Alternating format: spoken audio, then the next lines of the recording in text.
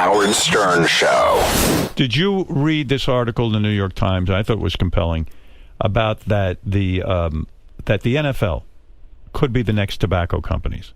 With the amount of head injuries and the amount of guys suffering dementia, I mean, you got 50-year-old guys who come out of the NFL. They're fucked up for life.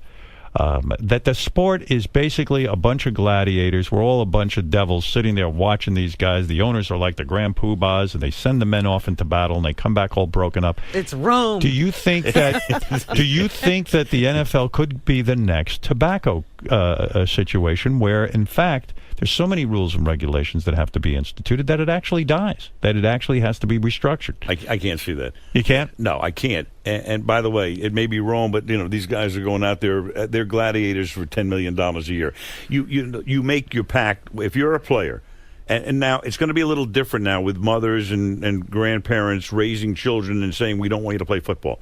But for the most part, kids have loved to play football. Right. They become good enough to play in the National Football League. This is what they've chosen to do. Nobody has put a gun to their head and said you have to play football. And they get compensated very well for it. And then in their later life, yes, I've known a ton of players, some of whom have no ill effects. Others, we know what's happened to them. But they're able to, and a lot of them are able to trade on the fact that they've played for years to get jobs in companies, because people still love to go back and say, oh, I remember this guy when I was a kid, and maybe I'll give him a job with my company. So there's a trade-off here, as there is in all of life. I mean, if you work for a power company and you're up on high transmission lines working in cherry pickers and all that stuff, you're not getting paid anything like this, and you're going to pay a little bit of a price down the line too.